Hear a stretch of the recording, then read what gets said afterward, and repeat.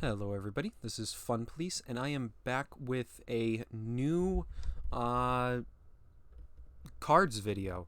It's been quite a while since I've done one of these.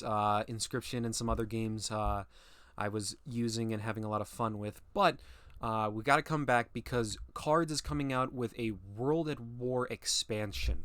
These are essentially mini sets that seem to be coming out on almost a monthly basis based on the roadmap that was posted a little while ago. I'll link that in the comments.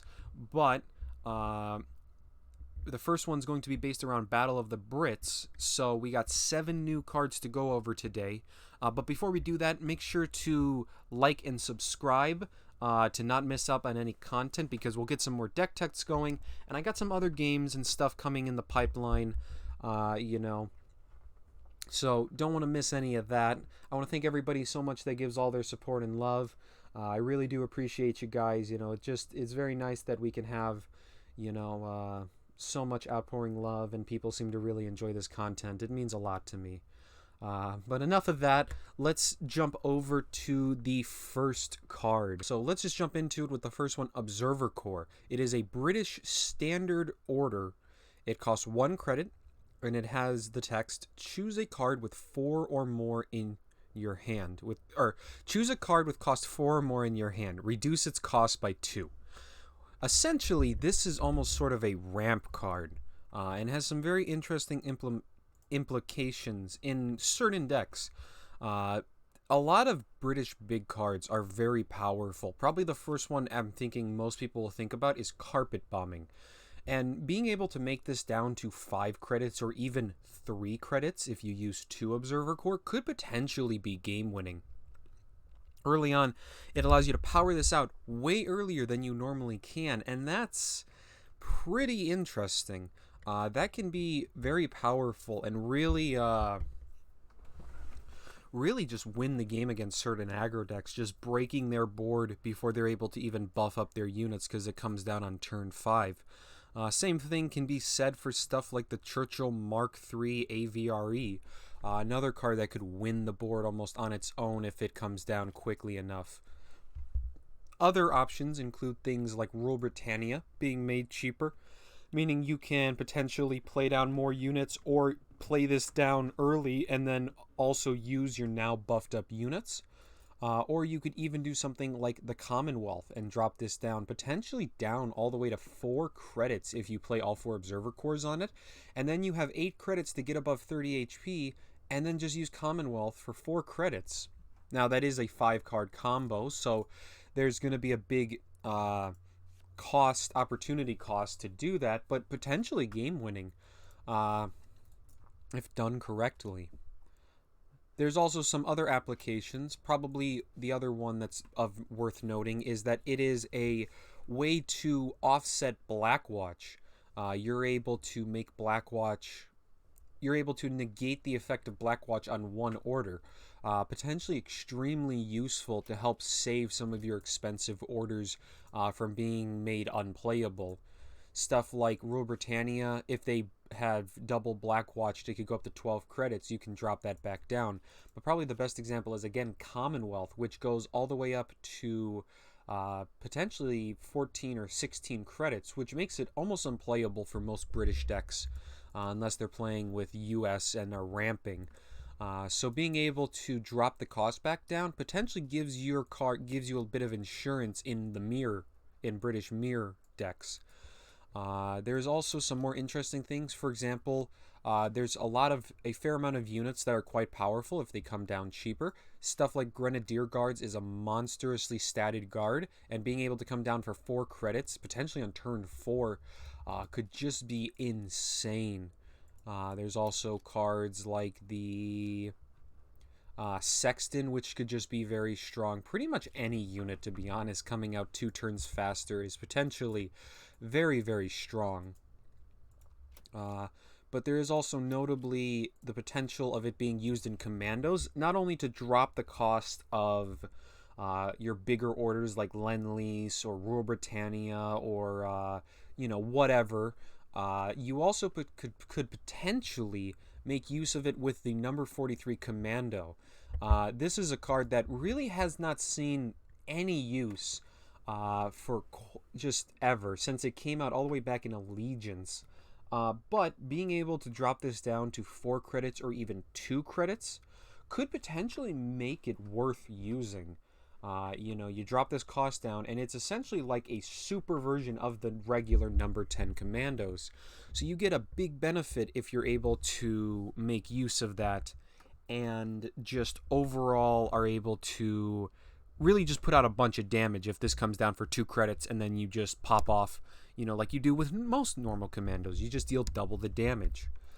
Overall, I can see a lot of potential for Observer Corps. There's a lot. I think most control decks will probably be willing to find a slot for maybe 1 or 2 of them. And I think commandos might be able to put a couple uses in. I don't know a lot of decks that'll run 4 copies outside of like some combo decks, but it's important to note that in combo sense, you also would have to run, like the conditions are hard enough that it's difficult to really make it too problematic, I would think, because that is 4 cards to set up for, the discount. And it probably will kill whoever you're facing, but it's just, that's a lot of work and a lot of credits, and it can't reduce a unit down below, that has gotten below 4 credits. So, like, at a certain point, they also don't become usable in a combo, but they probably will start showing up in whatever combo decks those people can come up with. But anyway, let's move on to the next card. Next up, we have the Heinkel He 111.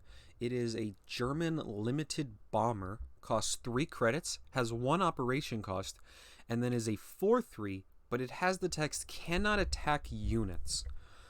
So this is a very simple card, essentially. You're going to play this down, and you're going to smash people's faces in with it. That is pretty much its only purpose. It is notable that any fighter will make the He 111 unable to attack or do anything, and it essentially becomes a dead card until the fighters are removed. So that's a bit problematic. However, it is potentially quite a lot of damage for 3 credits. 4 damage for 1 operation cost is a lot, and again, outside of fighters, the enemy doesn't have a way to block this. It gets through guards, it doesn't require the front line, it's very straightforward. And that could potentially give it a use in certain decks, and it actually reminds me very much of a card called the 361st Africa Regiment. This is a card seen in theaters of war. It was a 3 credit, 1 operation cost, 3/3 infantry, and when it moved into the front line, it dealt 3 damage to the enemy HQ. Essentially, it was a free air blitz. And that's what the 111 reminds me of. Now, the Africa Regiment doesn't see a lot of high-level play, but there are people that use it as a budget burn card. Combining, for example, the Africa Regiment and Air Blitz, that's potentially a lot of burn damage if players aren't able to deal with it. And that's where I see the 111 really finding its use, is probably as a budget burn card, combined with stuff like Air Blitz and the Africa Regiment, and alongside even something like the 10.5 centimeter LEFH, and you have potentially quite a lot of burn damage that comes out. It also works well within certain aggro decks.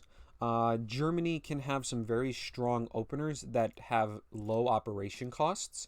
Notably, the Panzer 35T is probably one of the most standout examples.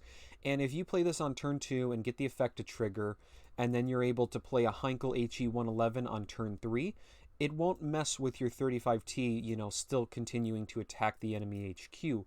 So it could potentially fit into some other, just overall aggressive decks, and just really, add a lot of pressure onto the enemy, because they have to either put down a fighter or they have to deal with the 111 while dealing with the rest of your units. Now, I'm not saying this is going to fit into Fast Heinz or anything, but I do think that, especially on a budget, the 111 could be a good burn card, or a good pressure enabler, putting a lot of pressure on the enemy to quickly deal with the stuff before they start taking tons and tons of damage. There is some benefit with air, however, German air is not really a thing we see right now, but it could potentially fit in decks that reuse stuff like the HS123 and the Heinkel He 115.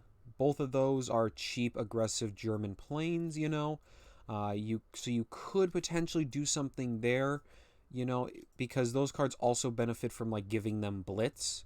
There is the thought that you could maybe combine it with Britain and use their air-based tools, namely something like Finest Hour. You pay a total of 6 credits for a 6/5 bomber that hits the enemy HQ with its blitz. Potentially a lot of damage. Ignores guards, doesn't really require any buffs on its own to be powerful. So maybe there's something there, but definitely I think the 111 is probably one of the weaker cards in the set, but that doesn't mean it's like useless. I think especially as a new player, it'll probably be pretty good, just big stats win games for new players, and it absolutely does that. Even if it can't attack, many new player decks are unable to heal or lack healing or, have deficiencies that makes the 111, potentially very threatening to them. And again, maybe it just fits into a burn deck and it's really able to put that pressure on them. Anyway, let's move on to card number 3. Card number 3 comes out to be the Orp Blyskawica. I'm not going to pronounce that again. We'll just call it Orp. So the Orp is a 3-credit Polish special order.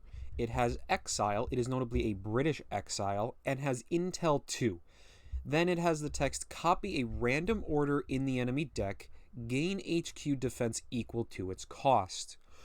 This is potentially quite an interesting card, as it is notably the first source of healing that Poland has gotten.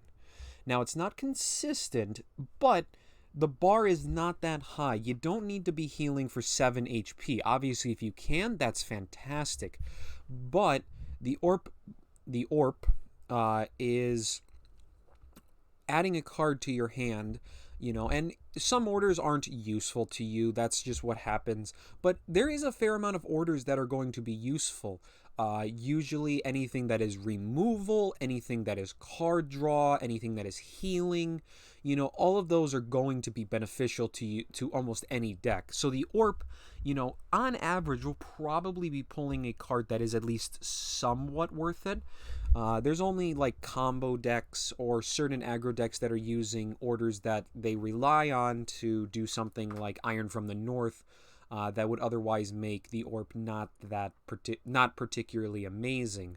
However, there is also the benefit that it is just Intel also, and if we hop over to cards, it fits very easily into a Legion deck. Obviously buffing Legions is just like an important thing and one of the biggest appeals of Intel. Stuff like the 16th Tarnow Regiment can easily synergize with this alongside just pretty much any Intel card, any Legion-based card. There's also potentially a little bit of synergy with just Intel-based stuff like the M4 Sherman PL, but I don't think there's enough there yet to do it, but I definitely think within Legions it has some interesting implications. The Exile makes it very easy, I think, to fit into a British Poland deck. Legion, that deck does have some limited slots. However, they do often run usually like 1 or 2 fortifications, and I could see them maybe dropping those for the Orp and making use of it in that way. However, I think the bigger application or the bigger effect it has is that decks like the US Poland ramp deck or a German Poland control deck now have healing available to them. It's not a lot of healing, but it's a little bit, and that can potentially be all you need when you combine it with the Legions. Legions are pretty good at stopping most aggro that isn't Alpine. They're pretty resilient threats, and then having a little bit of healing when you buff them up could be enough to just kind of push that control package into a more serious viability. You're able to just barely survive certain attacks, or just have a little bit of extra cushion against whatever you're facing. And I think that's probably like one of the biggest benefits of the Orp. There is also potentially fitting it into some sort of intel commando deck, because it is 2 orders within 1, and commandos can benefit from pretty much any order, even if it's not like particularly good for them, like just a 1 credit do nothing order. They still will find a lot of benefit out of. So maybe it can find its way into that type of deck.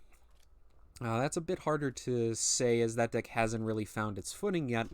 But I think overall, the new Orp is probably a really solid addition to a variety of the Polish Legion decks. And it'll be another card that you can consider putting into your deck depending on what it needs. I've had discussions about this, and some thoughts are maybe we end up cutting some of the Kards out of the deck. Kards is no doubt a really good card, but it is slow, and it doesn't offer a lot of defensive tools if you're against aggro, or, you need like anything that isn't just card draw. The combination of healing alongside still getting an intel proc, is roughly similar to the Kards, and it's only if the Kards really sticks around for, say, 2 to 3 turns that really get out of hand. But otherwise, it's not hard to maybe drop a copy of the Kards and put in the Orp, and, then you have a bit of healing. You still probably have 1 Kards, so if it can come down and stick and give you a lot of intel procs. So there's, potentially quite a lot there. But I think overall it's a very nice card for Poland, and is another one that is helping to potentially make Poland more and more of a viable nation with a greater amount of nations. Maybe we will see, like, certain decks or certain control decks really branch into legions, and really make use of them in order to help deal with aggro, and rely on them to handle like the guard front with their legions, and then the main deck can focus on other things. Overall, a really cool card. Lot of options with it. Next up is the first London Brigade. It is a British infantry. It is limited in rarity. It is 4 credits and has an operation cost of 1. It is a 2/5 guard, and then it also has the text, your other British ground units have +2 attack. This is a very, very interesting card, and I honestly really like it.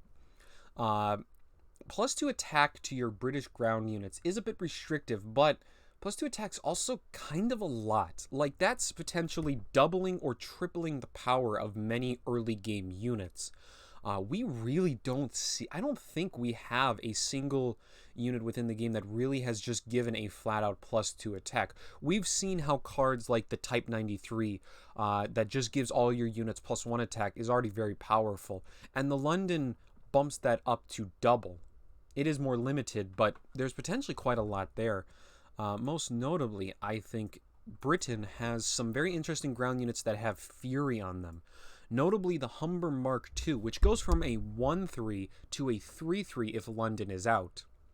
And a 3/3 Fury is really scary. Like, just that wins games very quickly if it can start attacking the enemy HQ. That's 6 damage per turn. The Valentine's potentially another one, turning into a 4/4, doubling its attack. That's 8 damage per turn. There is potentially a lot of damage that comes out of this with the various Fury things. Now, the interesting question is London Brigade going to inspire a new deck? And I'm going to say that in terms of meta viability, no. But I think that in terms of like a new archetype that you can actually build, I think yes. I honestly think London is a card that fits into a couple weak strategies and really brings them up a couple notches. Not enough to, become meta, but they'll be much closer to viability, I think, because of them being able to leverage, that massive attack buff now. Obviously, we've talked about that, but another one that I want to talk about is that London Brigade also fits quite well into a guard-based deck. A lot of guards have very low attack, and they are all mostly ground units. So being able to give them +2 attack is often a big benefit. For reference, stuff like 5th Brigade, a card that we almost never see, becomes a 3/5. That's a decent enough body, for 2 credits. Not bad. Coldstream also becomes a 3/4, a reasonable thing. East Surrey Regiment becomes a 4/6. Seaforth Regiment has that +3, is a 3/7 on your turn and a 6/7 on the enemy turn. Even stuff like Blackwatch, which also has Fury notably, so it gets double the benefit, becomes a 3/6. Even the Churchill becomes a 4/6, essentially that special KV-1 from the Soviets. And there's potentially a lot there. And it even benefits quite well with something like Rule Britannia, because it is a 2/5 itself. So London can itself become quite a big threat in some sort of naval support deck with a little bit of work. So there's potentially a lot of applications for this. And I definitely have a fair amount of ideas myself on how to use it. However, I also think that you could potentially build like just an outright like kind of mid-range aggressive British deck. Notably, you use like the Fury, Humber, and the Valentine. You have stuff like the 26 Engineer Regiment, which I will note is really, really strong if you have a way to leverage that health, Like that's very, very strong. +2 health to your entire board on top of a 2/3. Like, it's actually a very strong effect, and we've just been waiting for something to help enable those weaker units to have attack, and London does that. So there's potentially a lot there. It doesn't work with air units, so you definitely have to build it in a very unique fashion with a lot of ground-based units. But there could be something here. The Cruiser Mark III could potentially be a legitimate card. It has that pincer effect, and with London, it itself is a 4/5 or even a 6/5. And that can potentially add into the Fury-based deck. You also have something like the Comet, which doesn't really benefit from anything, but has kind of just been waiting for a deck that is somewhat aggressive for the British. So we could potentially see like the Comet maybe finally find a home somewhere. Could be quite interesting. There's definitely a lot of questions to what can be used with it. One spicy card I want to bring up is the 2-pounder. The 2-pounder is a 1/2 artillery piece that has 0 operation cost. Really lackluster on its own, but when you add First London, that's a 3/2 artillery piece that's attacking for free every turn. That's quite good, and could honestly be game winning. Just on its own. That's a lot of pressure to deal with. So there's potentially a lot to try out here. I don't think any of it will break into a meta deck, unless maybe there's something with Germany, as they have a couple ways to buff tanks up. Namely, the card Pursuit is the one I'm thinking of. You get to operate those Fury units for free, and then with London out and the Fury units, and you just get them and you kill them, Also, something like Blitzkrieg is just even more jacked with the Fury units. And if you have London to also stack with Blitzkrieg, maybe a British-German deck actually does exist now. And it's able to really put out tons of damage very quickly due to Fury. I think overall a very cool card. Very, very interesting. Has potentially a lot of applications in a couple different decks. And I'm overall probably one of the cards I'm most excited to get my hands on. The BF 110 C Zerstorer. Again, probably butchered that. But this is the next card that we are going to talk about.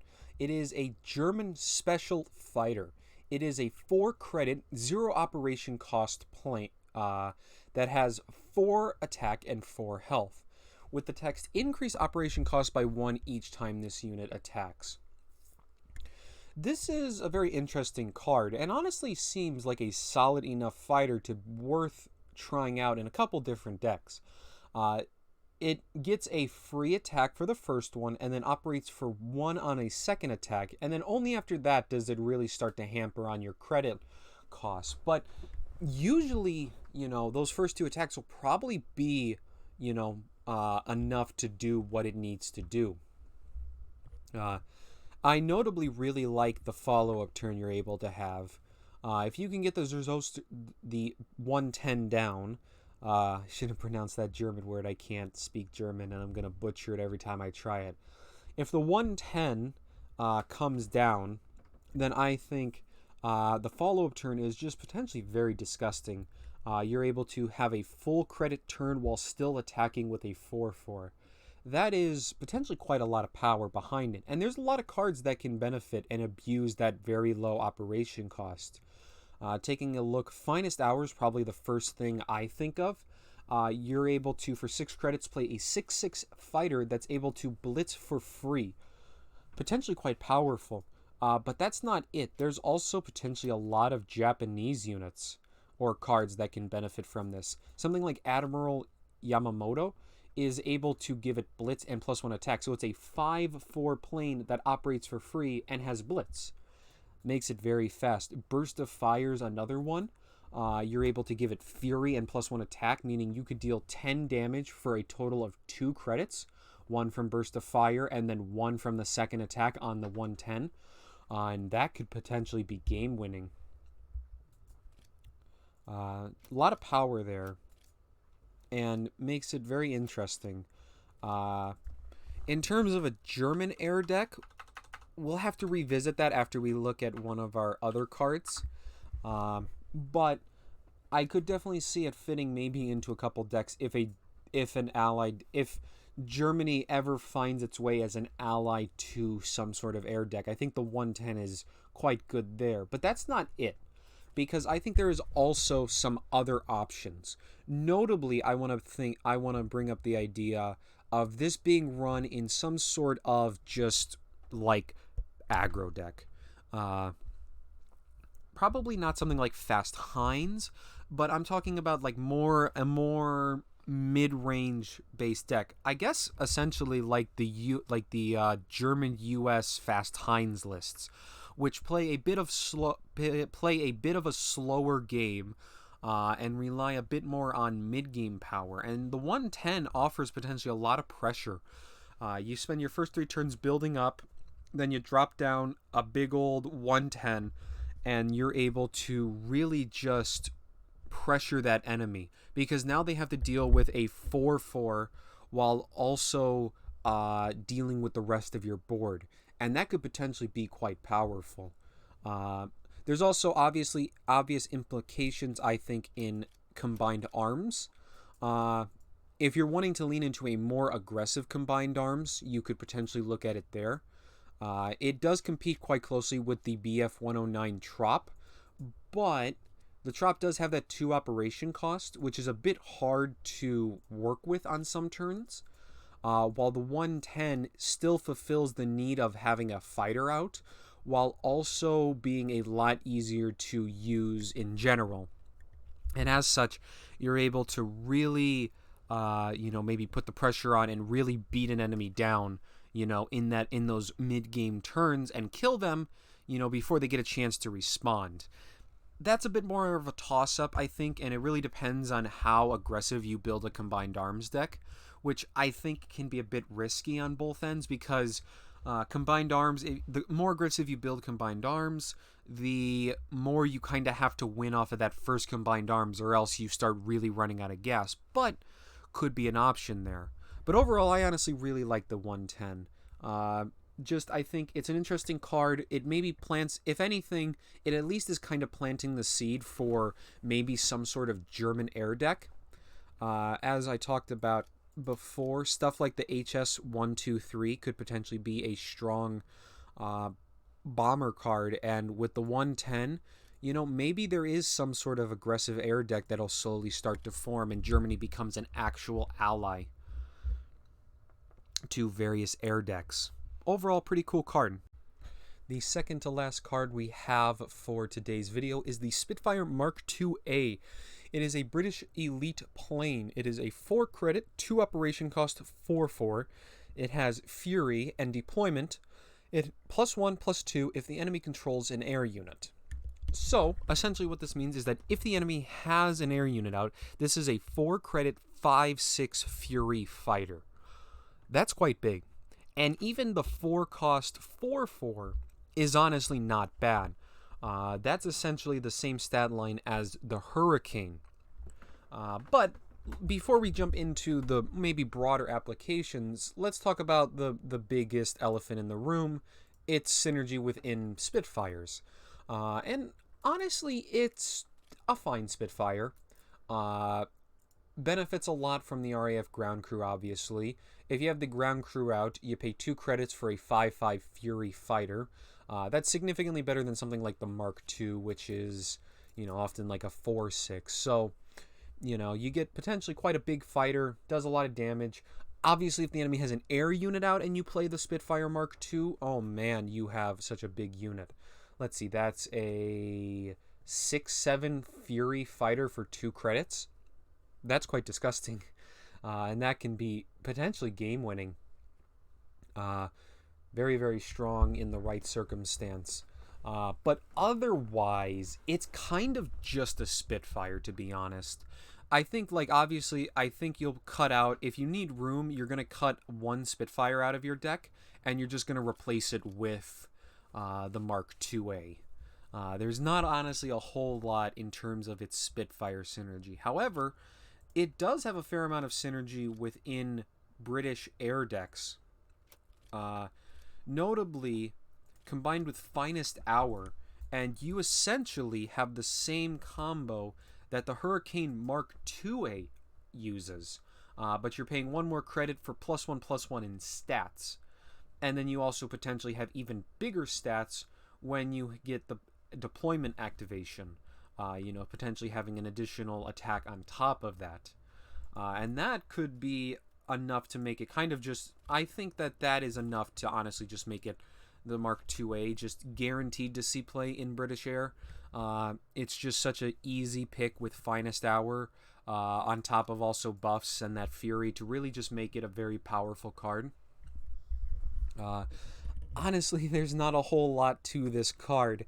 You're going to use it in Brit Air because it's good. You're going to use it in Spitfires because it's a Spitfire. I really don't have a whole lot else to say. I guess, certain control decks will enjoy it because it's able to really block out certain bombers. It is a very strong counter to other British air decks, even if you're not running British Air yourself. Stuff like Swordfish, 6 health is quite a lot on a fighter. That's hard to deal with. And oftentimes, the 5 attack is also enough that it's often going to threaten to kill anything that attacks into it. So it does have that purpose. But otherwise, I honestly don't really have a lot to say here. It's a very simple card. It's a very strong air unit. It's good in Spitfires. And yeah, that's about it for it. So, the last new card we're going to see from this first Battle of Britain bundle is Eagle Day. It is a German limited order. It costs 5 credits, and it says, put a German air unit into play with Blitz. Return it to your hand at the end of turn. Notably, you get to choose an air unit out of your hand, a German air unit, and this is a really interesting card, and it's probably my favorite out of the set. There's some really interesting things you can do with this, and it's essentially almost build your own comet. If we quickly jump over to cards, there is a fair amount of cards like the Ju-88G6, which has the text, when this destroys a unit, add a copy of the destroyed unit to your hand. And this is a very powerful effect.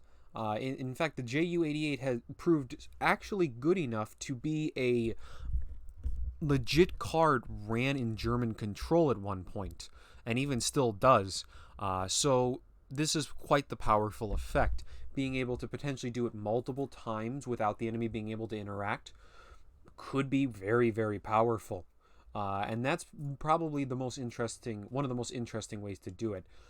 One thing to note is that it does not trigger deployment effects, so stuff like the Yag Bomber and the Focke-Wulf 190, or even the ME 262, they don't trigger their effects, and they're essentially just big units that you can make use of. That's an important note. And you really don't want to be too overzealous with it and expect that to work. However, even still, on top of the Ju-88, you also have cards like the Donier Do-217 and notably the Junkers Ju-188E. Both of these work potentially very well with Eagle Day. The Do-217 can kill an enemy unit and make the enemy discard and then safely be returned to your hand, while the Junkers could potentially abuse its fury, dealing 10 damage wherever you wish, and then being returned to your hand to either do it again or just be protected until you feel like you can play it out normally. There's potentially a lot of very interesting interactions with Eagle Day, and I'm actually very excited for it. I think there's the potential that German control could make use of Eagle Day alongside like the 88 G6 and the Junkers and even maybe the Do-217 if you wanted to try to lean into a discard package.